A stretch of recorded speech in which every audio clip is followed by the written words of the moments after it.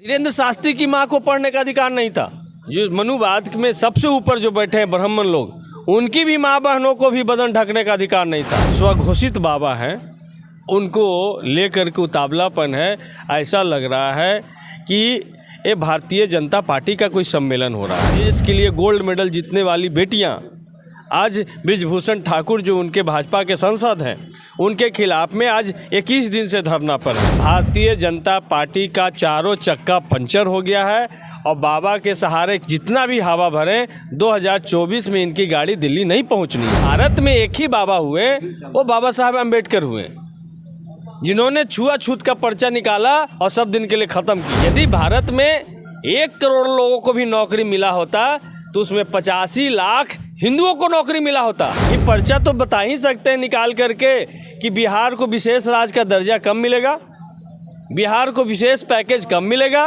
और ये भी पर्चा निकालने कि भैया भाजपा आरएसएस जातीय जनगणना के विरोध क्यों करती है, तो बता सकते हैं धीरेन्द्र शास्त्री। इतना बड़ा शास्त्री हैं, ज्ञानी हैं, इतना तो बता ही सकते हैं कि 1200 रुपया में जो गैस सिलेंडर है ये भैया 500 रुपया में कभी मिलेगा कि नहीं मिलेगा, इसका तो पर्चा बता ही सकते हैं। बिहार से ही पर्चा निकल गया है नरेंद्र मोदी का कि जो 2014 में आए थे 2024 में नहीं आएंगे।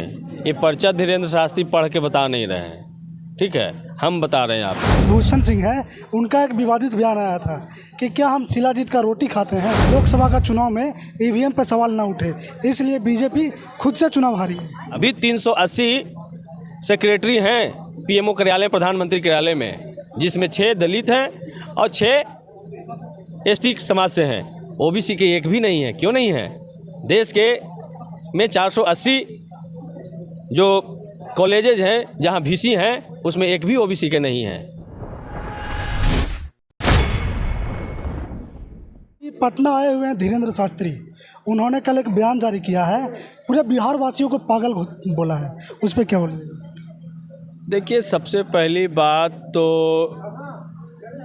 जिस तरीके से भाजपा आरएसएस ने धीरेन्द्र शास्त्री को देखे होंगे कि भाजपा का नेता मनोज तिवारी गाड़ी चला करके उनको ले जा रहे हैं। पूरा भाजपा का अध्यक्ष से लेकर तमाम कुनवा उनके साथ में खड़ा है। मनोज तिवारी तो एक टाइम में राम रहीम के शिष्य भी थे, परम शिष्य। वो उसमें हम नहीं जाना चाह रहे हैं, लेकिन जो जिस तरीके से भाजपा जो स्वघोषित बाबा हैं उनको लेकर के उतावलापन है।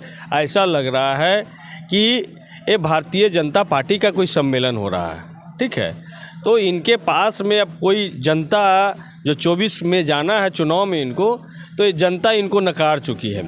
ये बेरोजगारी के सवाल पे फेल है, महंगाई के सवाल पे फेल है, काला धन वापस लाने के सवाल पे फेल है, महिलाओं को सुरक्षा देने में, देश के लिए गोल्ड मेडल जीतने वाली बेटियां आज बृजभूषण ठाकुर जो उनके भाजपा के सांसद हैं, उनके खिलाफ में आज 21 दिन से धरना पर हैं।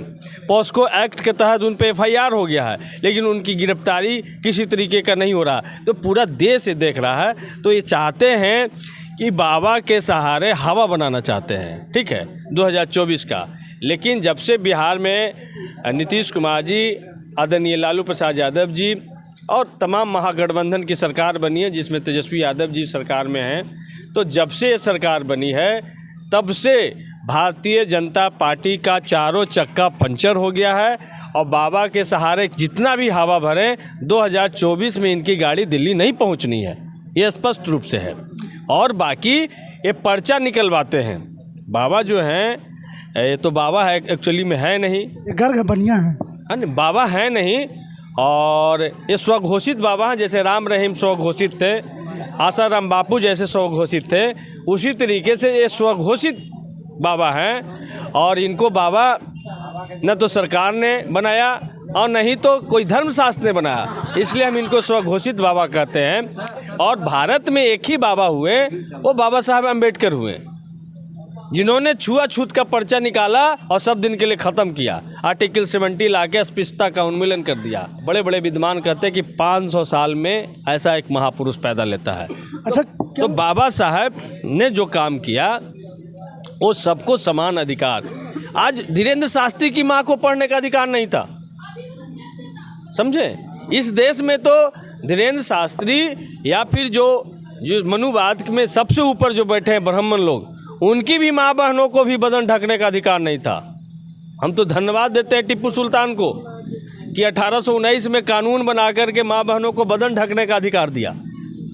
तो इसलिए ये धर्म को आगे रख करके, मनुस्मृति को आगे रख करके जो एक बाबा के सहारे एक हिंदू राष्ट्र का सपना दिखाना चाहते हैं, जिसमें इनका है कि ये 1 जनवरी 2023 को धीरेन्द्र शास्त्री ने कहा है कि तुम मुझे साथ दो, हम तुमको हिंदू राष्ट्र देंगे। तो भैया संविधान ये हिंदू राष्ट्र की इजाज़त देता है। हिंदू राष्ट्र में सर जो वर्ण हैं, उन वर्ण व्यवस्था में और भी जातियाँ, जैसे ओबीसी की जातियाँ, क्योंकि ओबीसी लोग समझते हैं कि शूद्र सिर्फ दलित है, तो ओबीसी किस वर्ण में आएंगे? ओबीसी जैसे अगर हिंदू राष्ट्र स्वघोषित होगा सर, तो कहीं ना कहीं तो वर्ण व्यवस्था भी लागू होगा। पहली बात आपको समझ में आना चाहिए कि भारत का संविधान को रहते कोई न हिंदू राष्ट्र इसको बना सकता है, न कोई इस्लाम राष्ट्र बना सकता है, न कोई बौद्ध राष्ट्र बना सकता है। ये धर्मनिरपेक्ष राष्ट्र है और जब तक संविधान है तब तक ये धर्मनिरपेक्ष राज है। सभी को अपना अपना धर्म मानने का अधिकार है, सभी को अपना अपना धर्म का प्रचार प्रसार करने का अधिकार है।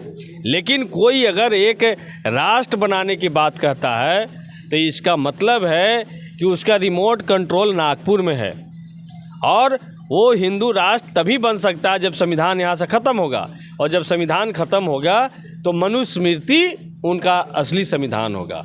और मनुस्मृति में न बोलने का अधिकार है, न आपको पढ़ने का अधिकार है, और शूद्रों को तो जन्म ही हुआ है उनके द्विजों को सेवा के लिए, जो ऊपर वाले लोग हैं उनको सेवा के लिए।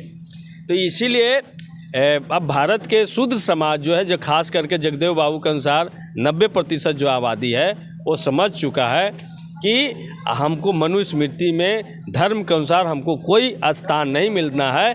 इसलिए आप देखते होंगे कि जब भी हिंदू राष्ट्र की बात करते हैं तो अखिलेश यादव को हम धन्यवाद देते हैं कि अखिलेश यादव आके कहते हैं कि जब हम अपना क्वार्टर खाली किए, मुख्यमंत्री से जब हम हटे, तो हिंदू राष्ट्र का मतलब होता है कि पूरा उनका घर को कोना में शुद्धिकरण किया गया, उसमें जाकर के गाय मूत्र और गंगा जल छीटा गया।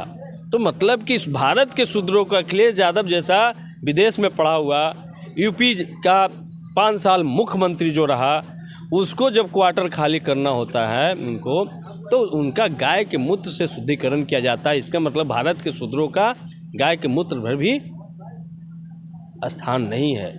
ये बातें लोगों को समझ में आ रहा है, और बहुत तेज़ी से अब मनुस्मृति बनाम संविधान पर चर्चा चालू हो गया है।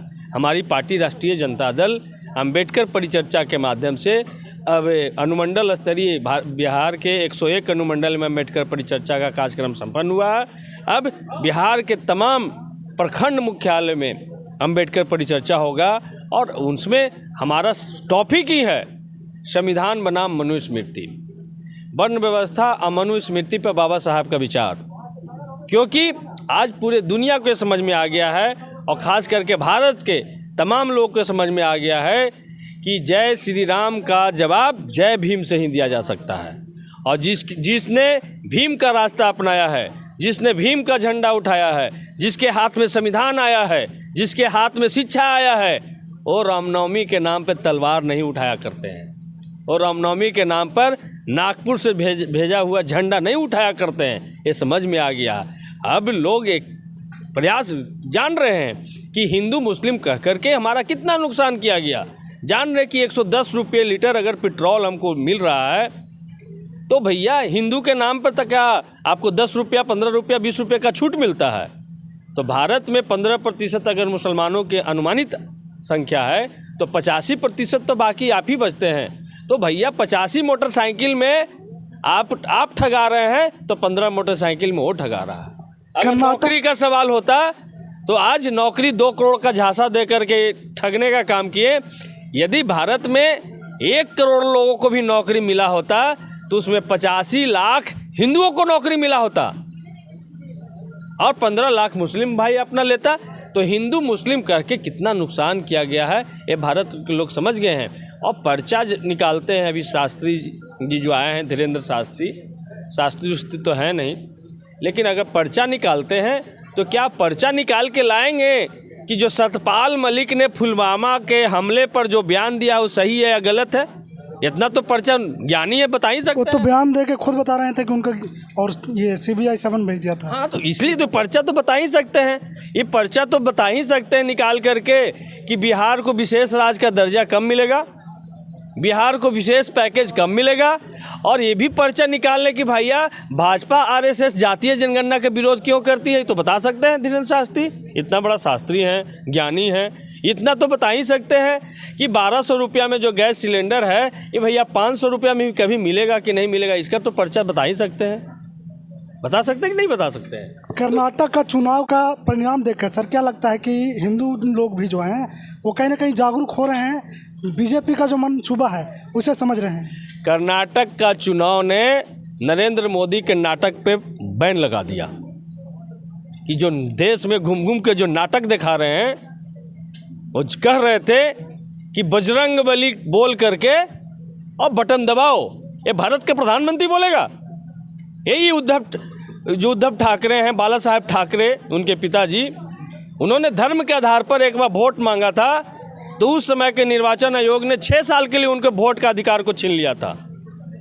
यदि निष्पक्ष तरीके से चुनाव आयोग काम कर रही होती तो इस बयान पे नरेंद्र मोदी से वोट का अधिकार बैन कर दिया जाना चाहिए था, क्योंकि धर्म के आधार पे कोई राजनीतिक दल वोट का ध्रुवीकरण नहीं कर सकता है। लेकिन इन्होंने खुलेआम भारत के प्रधानमंत्री के पद को इन्होंने कलंकित किया और उन्होंने जा कर के कहा कि बजरंग बली की, अरे क्या है?